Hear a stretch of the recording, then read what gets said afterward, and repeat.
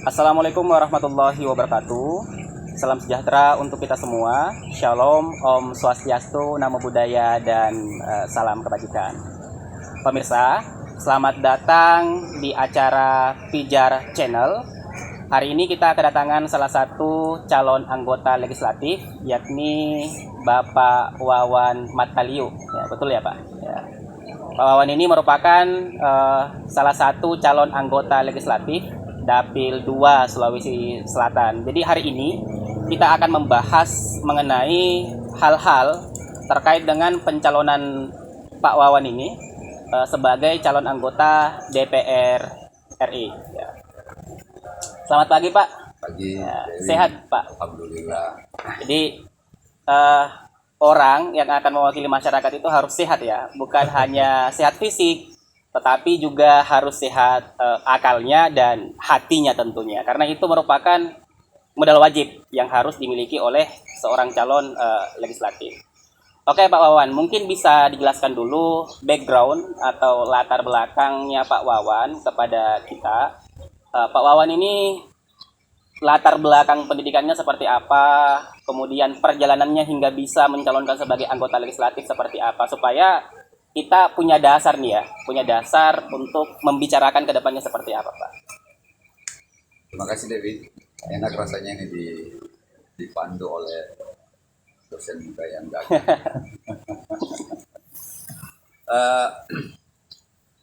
Saya sudah 2 periode di DPRD Provinsi Sulawesi Selatan. Pernah dikontrak oleh masyarakat Sulsel untuk memikirkan nasib Sulawesi Selatan selama 10 tahun.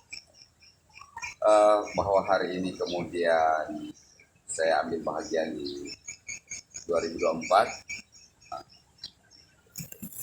kelihatannya berat ini, berat karena kan isinya orang besar semua. Tapi sepertinya partai saya PKB ingin punya representasi yang lain. Saya mewakili orang biasa mungkin, karena di partai-partai lain ini nama-nama besar semua, sehingga PKB ngambil inisiatif, sesekali ada orang biasa lah yang begitu. Dan saya kira itu menarik, bukan pada outputnya, tetapi pada proses yang ada nanti ini kelihatan seperti apa sih masyarakat membaca politik.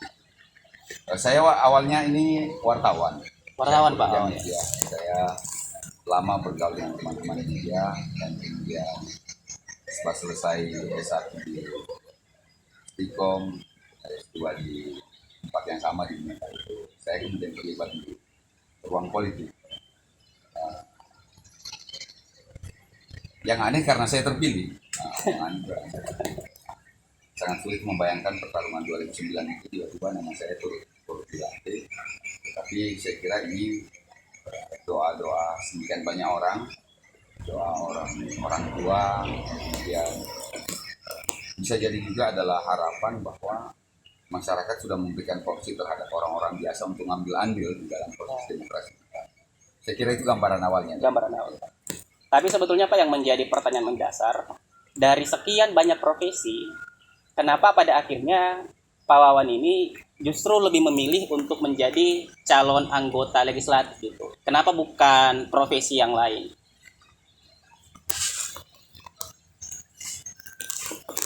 Ini bukan keputusan pribadi, ini keputusan banyak orang. Saya tidak punya power sesungguhnya untuk menentukan apakah kemudian saya menjadi politisi dan tidak. Tetapi beberapa orang burung rembuk harus kemana. Jadi saya ingin cerita 2009, saya sudah 2009 saja. Ya. Jadi 2009 ketika pertama kali pemilihan langsung di Indonesia, saya diajak oleh sebuah partai. Saya ngomong lah sama orang-orang tua saya di pasar. Bapak, saya ini diajak jadi caleg. Nah, tidak masuk di akal ini. Pertama, saya masih muda. Kedua, tidak ada modal. Belum dari mana ini kita bisa terpilih nanti. Salah satu orang tua saya, salah satu tokoh di pasar itu mengatakan, maju, kau harus bismillah. Nama lolomu pakai saya minta maaf, saya menggunakan teks asli. Iya. Malolomu pakai bapak. belum layak kayaknya saya ini. Siapa yang garansi kau bisa hidup sampai berapa lama? Siapa tahu Tuhan tiba-tiba tarik nyawamu. Bilang tidak ada juga modalku Bapak. Dia bilang, kita ngumpul ini, semua orang di sekitar ini adalah modal. Jangan pernah kau menganggap bahwa hanya uang itu yang menjadi modal. Jadi modal dalam bentuk lain itu Pak. Iya. Ternyata setelah saya lama berpikir kemudian saya bismillah, betul. Saya keliru melihat politik ini bahwa selalu saja uang yang dijadikan alat ukur sebagai modal. Ternyata apa yang disampaikan oleh Haji Syukur, tokoh yang tempati silaturahmi, tepat. Karena pada akhirnya mereka yang bekerja, mereka yang kemudian mengkonsolidasi diri bahwa ada juga ini anak pasar ya. Perlu ada orang yang kemudian kita dorong mewakili orang-orang biasa. Itu yang kemudian sampai detik ini, dan itu 2 periode berulang. Sehingga saya ingin mengatakan, kalau semua ada beberapa teman-teman politisi mengatakan bahwa harus uang, saya adalah saya membantah pernyataan itu bahwa politik itu harus ada uang, harus ada modal besar. Karena pada kenyataannya isi rekening yang sangat tidak layak itu bisa membuat Wawan itu dilantik 2 kali. Tapi kalau dalam konteks perpolitikan di Indonesia, Pak, hal yang tidak bisa kita pungkiri, modal itu selalu dikonotasikan pada permasalahan uang gitu. Nah, permasalahan uang ini tidak hanya berkutat pada permasalahan money politik, ya, tetapi ada juga yang disebut dengan political cost, ya, anggaran politik. Seperti misalkan kalau kita membuat alat peraga kampanye misalkan dan hal sebagainya. Untuk mensiasati itu, Pak, seperti apa sejauh ini? Kalau dari jalan kiri kanan di 9 kabupaten dan kemudian menemukan alat peraga saya dengan berbagai model, yakin saja bahwa itu hasil subsidi banyak orang. Ada orang-orang yang punya ikhtiar untuk membantu. Bahkan di beberapa tempat saya tidak tahu siapa yang bikin. Tiba-tiba saja baliho itu terpasang, tiba-tiba saja ada yang teleponin. Di sini ada Banerta, ada Apata. Jadi memang politik itu sesungguhnya adalah kerja sosial. Saya paham itu. Sehingga buat saya, kita tidak boleh menafikan keberadaan orang lain. Kadang-kadang mereka memberikan support tanpa kita sadar. Dan itu di berbagai tempat saya rasakan. Untuk masuk di podcast ini saja kan ini sesungguhnya peristiwa luar biasa. Kemarin ini Pak PJ yang diwawancara. Tiba-tiba ada pengangguran dari tempat yang tidak jelas, tiba-tiba dikasih space yang sama. Itu kan luar biasa. Sehingga kos politik itu, saya kadang-kadang mengatakan dia bagian dari sosial cost yang diciptakan oleh seorang kandidat. Dan itu yang saya alami. Jadi, makanya saya cukup tidak merasa terintervensi oleh nama-nama besar. Karena pada kenyataannya ada orang-orang yang mengambil porsi, melakukan perjuangan tanpa perlu mereka mendapat label siapa dia. Seperti itu gambarannya. Tapi sejauh ini Pak, kira-kira ada tidak ketakutan bahwa nanti kalau misalkan kita mencalonkan sebagai anggota DPR RI kemudian tidak menggunakan mekanisme money politik itu, ada tidak kekhawatiran bahwa nanti saya ini bakalan kalah sama orang-orang yang menggunakan money politik itu? Saya punya keyakinan insya Allah Sulawesi Selatan ini satu di antaranya akan ada perwakilannya orang-orang biasa. Orang-orang biasa, Pak. Saya datang dari situ. Dan populasi orang biasa itu adalah populasi terbesar di Sulawesi Selatan. Yang kedua, yang saya ingin katakan bahwa money politik itu efektivitasnya tidak begitu luar biasa. Hanya 30%. Kalau Anda butuh suara 50.000, berarti Anda harus menyerang 150.000 orang. Dan saya ingin mengatakan di podcast ini bahwa setiap saat kita hampir marah. Setiap saat kita selalu marah pada karena setiap hari di media muncul ada anggota DPRD yang ambil KPK. Iya, betul. Ada 3.000-an hari ini yang sudah dicaplok oleh KPK. Kasus terbesarnya adalah korupsi. Saya ingin mengatakan bisa jadi anggota DPR yang korup itu dia juga mewakili masyarakat yang korup. Artinya masyarakat berkontribusi Iya, dalam dan signifikan. signifikan, Pak. Secara signifikan masyarakat melahirkan anggota DPR. Ya. Ketika publik meminta terlalu banyak, maka yakin saja demokrasi kita akan berubah menjadi pasar. Kalau saya invest 1, maka saya harus ngambil 7 ke depannya. Ya, Dan itu yang terjadi di ya. negara kita. Itu yang terjadi. Sehingga kalau ada yang marah gara-gara korupsi, jangan marah. Tidak ada orang di Republik ini yang menjadi anggota DPR tidak dipilih oleh masyarakat Indonesia. Ya. Pertanyaannya, pola pemilihannya seperti apa? Artinya pintu masuknya ada di masyarakat itu. Ada di masyarakat. Sehingga kalau saya sih, podcast seperti ini harus membawa narasi pendidikan politik. Bahwa idealnya, masyarakat harus menyadari bahwa, saya minta maaf ini, Ya, ini agak tidak familiar. Buat saya membantu caleg itu pernyataan yang keliru. Ya. Membantu caleg itu pernyataan yang tepatnya adalah kenapa seseorang memilih, karena dia punya kepentingan personal maupun komunal yang bisa kemudian dipahami, bisa dituntaskan oleh orang yang dia pilih. Para petani yang kemudian kehilangan pupuk, para petani yang kemudian harga gabahnya tidak bisa stabil. Semestinya dia harus menyelamatkan nasibnya dengan memilih orang yang punya kapasitas memperdebatkan nasib petani dengan berbagai elemennya di. Ya, betul. Kalau ada orang tua yang menganggap bahwa pendidikan itu adalah persoalan utama, anak-anaknya harus aman di masa depan, maka pilih orang yang punya kapasitas mendiskusikan tentang pendidikan di tingkat legislatif. Ya. Jadi sebenarnya memilih caleg itu memilih seperti apa nasib kita ke depan. Nah, seperti itu konteksnya. Artinya Pak, caleg yang terpilih kemudian tidak berkompeten itu lahir dari konstituen yang tidak berkompeten juga, Pak. Bisa jadi, Iya, bisa jadi. Dominan seperti itu. Cuman yang menjadi problem sekarang, Pak, Pak Wawan kan sebelumnya sudah menjabat sebagai anggota DPRD provinsi, kemudian naik sekarang untuk mencalonkan sebagai anggota DPR RI pusat.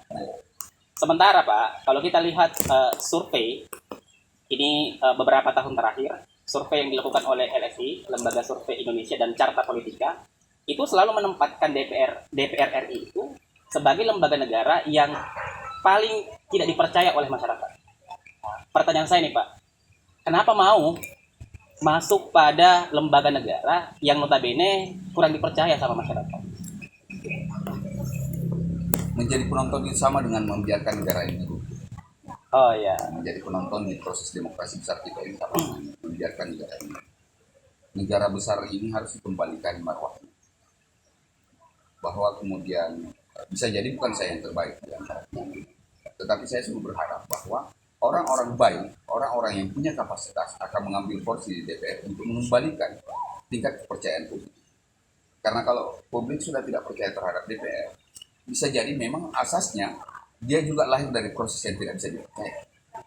Makanya trusting itu penting. Kalau saya sih, saya ingin sederhanakan begini deh. Kalau DPR kita tidak percaya, berarti proses awalnya yang keliru. Dan Ada mata rantai diperbaiki, demokrasi kita yang Ya. bersoal. Karena kalau proses demokrasi kita mata rantainya berjalan baik, saya yakin dia akan melahirkan orang-orang yang bisa kita percaya. Ya. Dan itu yang tidak terjadi mungkin di Republik ini.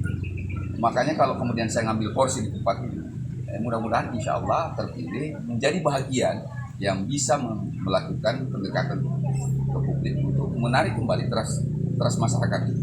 Karena kalau tidak ada trustnya agak sulit. Nah, sulit Pak. Karena dalam konteks berdemokrasi, trust dari masyarakat itu sangat diperlukan. Gitu. Sangat penting. Kalau misalkan nih Pak, semoga ya ada rezeki, kemudian terpilih menjadi anggota DPR RI. Kira-kira hal pertama apa nih yang akan Bapak lakukan untuk menarik atau menumbuhkan kepercayaan dari masyarakat itu? Jarak sosiologis. Jarak. Anggota DPR yang bersoal ini kadang-kadang adalah jarak sosiologis. Ketika terpilih, kadang-kadang dia lupa pulang ke rumah. Rumahnya itu di Rumah itu dalam konteks siapa orang-orang ini. masyarakat. Iya, tapi kan memang juga ada persoalan. Ada teman-teman memang yang tidak tahu tempatnya pulang. Karena dia tidak tahu siapa yang pilih. Iya Pak, betul. Karena timnya yang bekerja di bawah mendistribusi apa-apa dan dikonversi menjadi suara. Sehingga dia tidak punya tempat pulang. Kalau pengalaman saya kemarin, bisa jadi kenapa kemudian saya di kontrak 2 periode itu. Karena memang saya tidak punya tempat lain untuk pulang kecuali ke mereka. Saya harus kembali ke pasar, saya harus kembali ke warung kopi, saya harus kembali ke anak-anak muda untuk menemani ngobrol. Karena memang tempat saya pulang di situ. Iya. Yang bersoal kalau kita tidak tahu kemana tahu tempat pulang. kita pulang. Ya. Karena angka suara itu datang dari konversi angka-angka misalnya. Iya. Sehingga kesulitan kita. Siapa yang pilih kemarin itu? Saya sederhana sekali mengukurnya. Sebagian besar yang memilih saya orang-orang biasa, makanya saya harus kembali ke mereka. Tapi cara untuk membentuk rumah itu seperti apa, Pak? Saya tidak paham mekanisme detailnya. Detailnya, Pak. Saya ingin menceritakan satu kisah di berbagai tempat saya sampaikan. Sekali waktu saya ditelepon sama ada tokoh yang saya sangat hormati. Tiba-tiba menelpon saya pas di kantor mau rapat. Telepon, "Wan, mana kayaknya saya di kantor ini Bapak. Kesini gua dulu di rumah. Ada penting. Saya mau rapat ini Bapak. Udah lebih penting dari rapatmu ini." Jadi saya tinggalkan rapat. Saya pulang. Apa yang penting ini Bapak? Ya kasih lihatlah saya lembaran. Ini ponakan mau pindah sekolah. Ya, pindah sekolah. Kau pergi urus gitu. Bilang seandainya di telepon bilang, saya telepon Pak Kadis. Kan selesai ini urusan. Ya. Bilang tidak. Itu Tommy biasa tuh. Jadi supaya ada orang yang bisa suruh-suruh. Konteksnya dia memilih seseorang itu sudah Ya. bahwa ketika ada problem yang ada di meski kemudian tidak mungkin problemnya berbeda ya, tetapi apa yang saya alami itu salah satu referensi untuk kita semua bahwa publik itu kadang-kadang memilih memang harapannya ada ini tenaga yang saya kontrak. Ya. Konsep demokrasi memang konsep begitu, Pak. demokrasi Ya. itu seperti itu dan saya rasakan dan itu berkali-kali berbagai momentum gitu. Di berbagai momentum. Jadi politik itu saya kira setiap orang punya pendekatan, tetapi intinya kita masih punya ruang untuk memperbaiki seluruh proses yang cedera di Republik ini di masa depan. Saya sederhana nih, Iya, Pak. saya berharap bisa terpilih, tapi kalau kemudian tidak, saya kembali ke pasar lagi. Masih teman-teman saya masih ikutin juga, sehingga beban psikologisnya tidak berat lah. Nggak berat lah. Tetapi kalau kemudian terpilih, insya Allah saya pikir amanah mereka, amanah orang-orang yang kemudian menjatuhkan pilihan itu untuk memperjuangkan orang-orang, kepentingan orang-orang itu, saya kira itu menjadi beban saya. Jadi sederhana itulah, tidak sesaklar teman-teman bahwa saya harus memainkan target yang besar dan sebagainya. Ya. Karena saya pernah dipesantrenkan oleh orang tua. Dipesantrenkan ya, Pak? Dipesantrenkan. Artinya bukan kemauan sendiri. Bukan, karena kan masih kecil. Iya, Pak. Harapannya menjadi ustaz. Pesannya terbesarnya bahwa ketika doa itu selesai, ikhtiar itu dipulkan, maka serahkan kepada Tuhan. Supaya kita tidak punya beban. Jadi kalau proses ini sudah berjalan dan kemudian hasilnya alhamdulillah kita syukuri, kalaupun tidak kita syukuri pula, gitulah. Kalau misalkan nih Pak, terpilih, nanti Bapak bakalan fokus pada permasalahan apa? Apakah pada permasalahan pendidikan, pertanian, atau apa Pak? Saya berhadapan dengan semua persoalan itu. Berhadapan semua Pak? Iya. Saya berhadapan dengan persoalan pendidikan. Di DPR Provinsi kemarin saya di Komisi E yang mengurusi pendidikan. Saya di Banggar ngurusi pertanian. Sehingga nyari semua problem-problem. Karena memang saya basicnya di situ. Saya basicnya dari masyarakat bawah sehingga interestingnya terhadap problem-problem yang ada di bawah itu cenderung agak cair dengan saya. Katakanlah persoalan pendidikan kita hari ini. Usia sekolah tingkat SMP itu tidak akseleratif dengan jumlah kursi yang ada di SMA.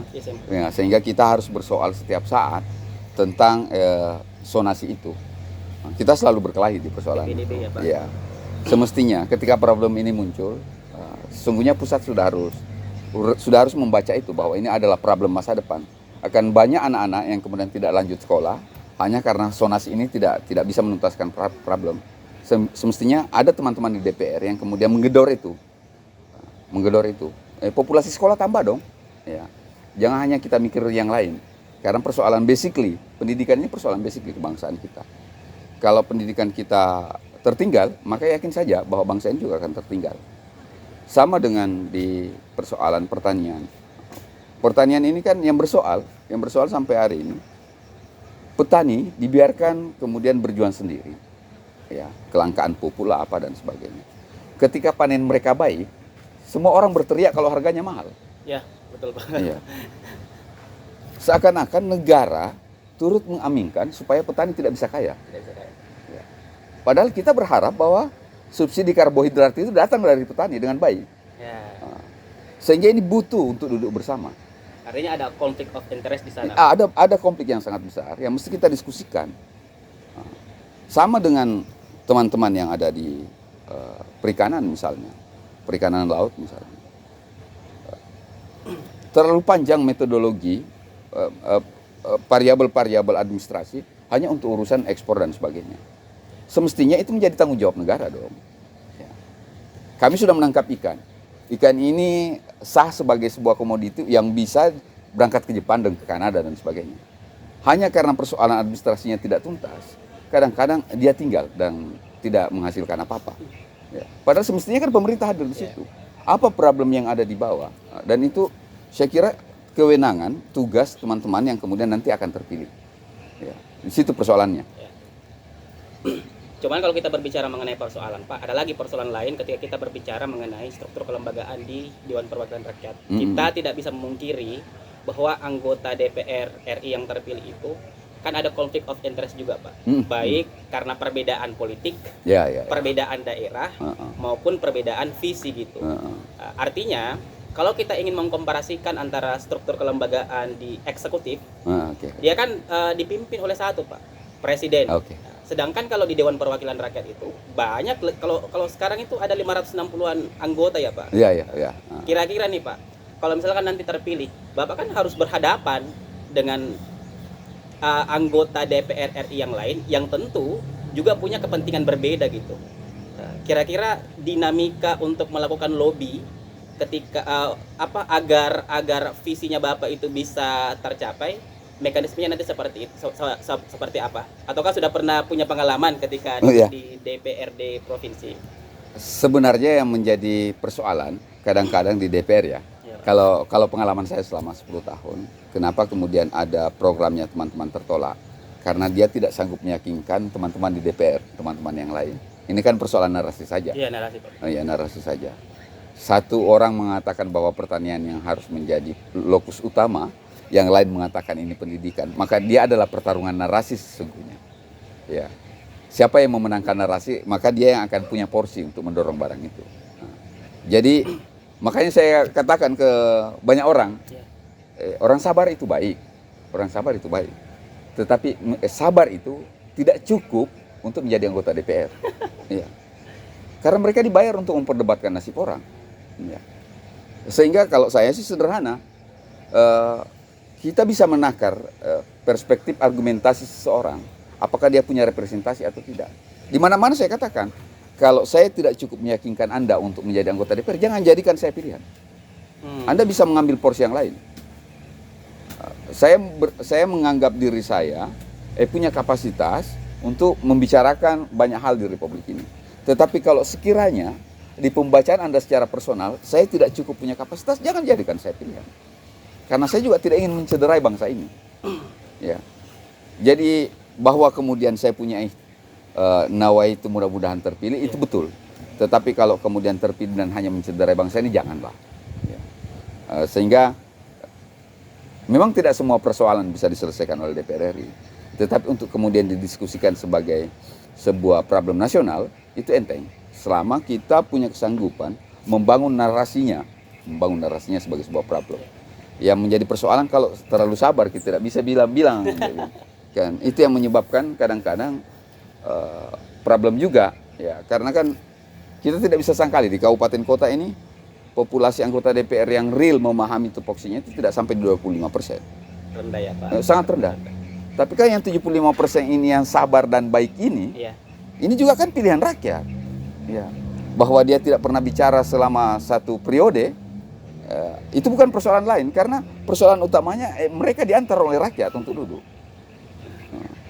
Sehingga kalau saya sih, saya selalu di mana-mana katakan, cari ke anak-anak yang agak enteng itu, tepuk meja lah, apalah dan sebagainya, untuk memperdebatkan orang lain. Karena mereka dikontrak mahal oleh negara untuk memikirkan nasib kita. Tambahannya juga ini, yang kadang-kadang tidak disadari oleh publik, ketika ada anggota DPR yang korup, dia selalu menganggap bahwa negara itu nampil.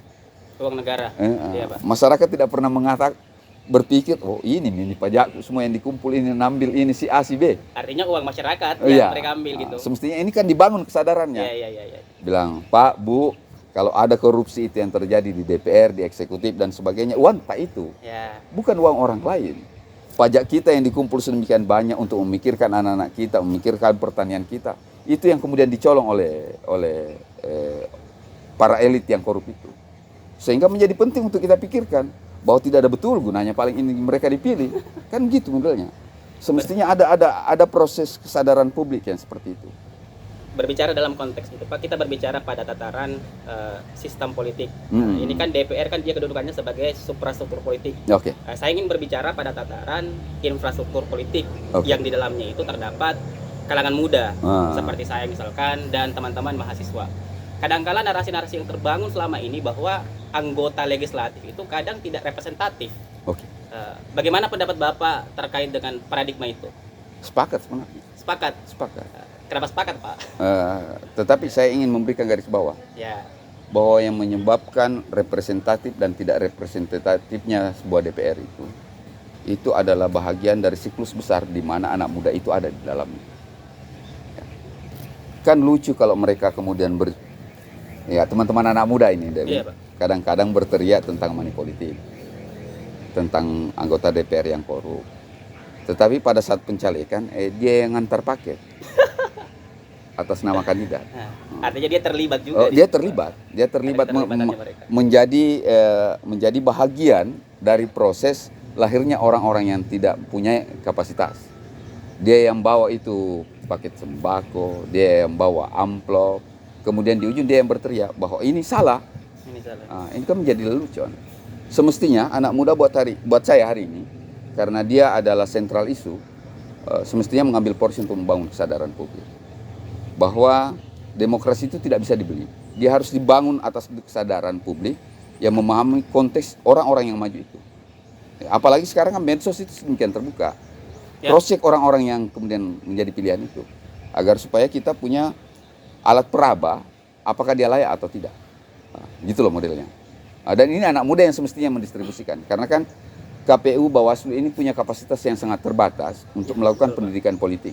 Ya, harus kelas menengah yang mengambil porsi.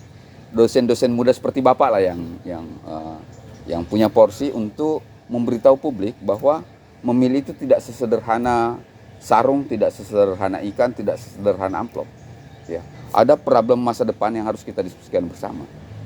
Sehingga kelihatan lebih enak lah berdemokrasi ini. Karena kalau kita membiarkan partai, membiarkan KPU dan Bawaslu bekerja sesuai dengan tupoksinya, pendidikan demokrasi kita tidak berjalan dengan baik, karena mereka bekerja pada tataran sesuai aturan. Ya. Dia tidak akan bicara tentang indifnya, tentang nilai, tentang value yang ada di dalam demokrasi itu. Bahwa demokrasi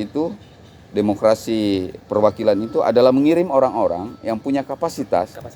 Punya integritas untuk memikirkan orang-orang yang diwakilinya. Pada dasarnya kita sama-sama sepakat nih, Pak, bahwa untuk melakukan perbaikan demokrasi itu diperlukan keterlibatan dari kaum muda. Kira-kira Bapak punya strategi tersendiri terkait dengan cara untuk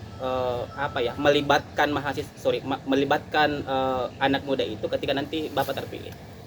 Saya setiap saat waktu di DPR, kalau FGD pasti saya undang mereka. Diundang, Pak. Saya undang mereka untuk mendengarkan suara mereka, dan dominan mereka kelihatan punya kadang-kadang mereka punya space yang luar biasa dalam diskusi yang memberikan kita gambaran baru, sehingga mereka harus dikasih ruang, ya, karena tidak bisa mereka adalah pemilik masa depan negara ini. Ya. Jadi kita tidak bisa egois menafikan keberadaan mereka, tetapi mereka juga tidak bisa egois menafikan proses berdemokrasi kita agar supaya mereka terlibat di dalamnya. Dia tidak menjadi penonton saja, tetapi dia yang kemudian memberitahu publik, ini loh yang layak, ini loh standarnya orang yang menjadi anggota DPR. Itu semestinya tugas anak muda, bukan mengantar amplop, mengantar sembako dan sebagainya. Kalau itu terjadi, saya kira kita bisa mengoreksi angka trusting publik terhadap DPR yang rendah itu. Kita bisa mengoreksi itu. Kita bisa melahirkan DPR yang kuat. Dan itu tentu menjadi baik buat negara ini. Ya. Seperti itu gambaran saya, David. Ya. Oke. Mungkin sedikit Pak terkait dengan closing statement. Ya, ya. Kira-kira nanti kalau misalkan terpilih jadi anggota Amin. DPR RI, nanti upaya pendekatannya nanti seperti apa ke masyarakat? Anggaplah misalkan ketika ada anak muda nih yang ingin menyuarakan aspirasinya, karena kan kadang-kala sekarang agak susah ya untuk menyampaikan aspirasi secara langsung kepada anggota yang terpilih itu. Gitu. Kira-kira bagaimana Pak bentuk komunikasi nanti supaya anak muda ini dapat mengakses untuk bertemu dengan Bapak? Gitu. Ini persoalan personal ya? Ya. Ini persoalan personal. Ini, Bu. Nomor HP saya ini semenjak 15 tahun yang lalu tidak pernah terganti deh. Tidak pernah terganti. Dan siapapun bisa mengaksesnya. Bisa mengaksesnya. Hampir 24 jam. Mulai dari WA yang genting, mulai WA yang bercanda, mulai WA yang lucuan masuk semua. Bisa jadi karena saya memang selalu merasa bahwa saya tidak bisa menjadi eksklusif karena mereka ini saya ada. Ya. Mereka yang membuat saya, mereka yang luar biasa, Ya, bukan saya. Ya, saya selalu bilang sama mereka bahwa Anda ini yang sangat luar biasa, mengantar sesuatu yang secara rasional tidak masuk di logika, tetapi akhirnya terpilih juga. Sehingga sampai detik ini, saya bisa diakses 24 jam. Saya kira hari ini agak keliru kalau ada orang yang tidak bisa diakses.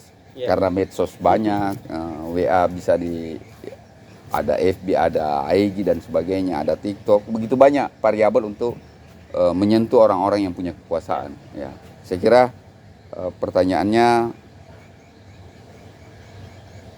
apakah kemudian digubris atau tidak digubris? Ya itu, menindaklanjuti dari aspirasi dari teman-teman. Saya kira tergantung seberapa dekat jarak sosiologis kita dengan kandidat yang kita pilih.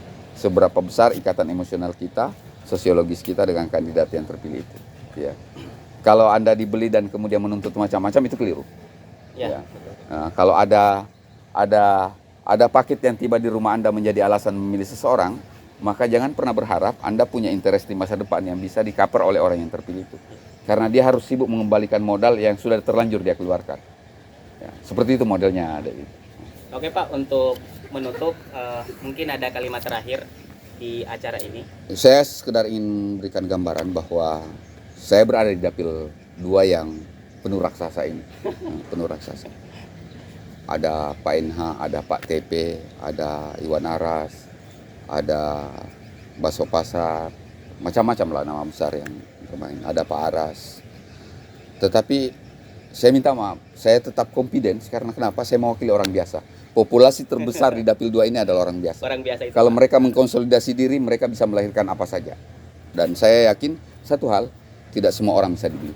Setiap orang tidak bisa ditukar oleh apapun. Nah, saya sekedar ingin menyampaikan, ketika saya di pesantren saya diberitahu bahwa jangan pernah merendahkan seseorang sama persis dengan kerupuk, sama persis dengan tiga mangkok coto hanya urusan demokrasi. Ya. Artinya apa? Kalau ketika kita membayar 100.000 untuk kepala seseorang untuk memilih kita, maka kita sudah merendahkan derajatnya sama dengan 4 mangkok coto saja. Kasihanlah, itu sangat tidak manusiawi. Kita masih punya jalan untuk memperbaiki republik ini. Saya tidak layak, jangkit pilih. Kalau saya layak, terima kasih kalau saya menjadi pilihan. Tetapi intinya bahwa demokrasi ini bukan alat perpecahan. Kita tetap bersaudara. Saya kira itu, terima kasih. Oke, terima kasih Yes. Pak atas waktunya. Baik pemirsa, itulah tadi podcast kita dengan Pak Wawan. Satu pesan saya untuk menutup acara ini, jangan jadikan pemilihan umum sebagai tempatnya kita untuk memilih orang yang akan kita salahkan di kemudian hari. Tapi jadikan pemilu sebagai tempat untuk kita memilih orang-orang yang akan memperbaiki nasib kita. Sekian, Assalamualaikum warahmatullahi wabarakatuh. Assalamualaikum warahmatullahi wabarakatuh.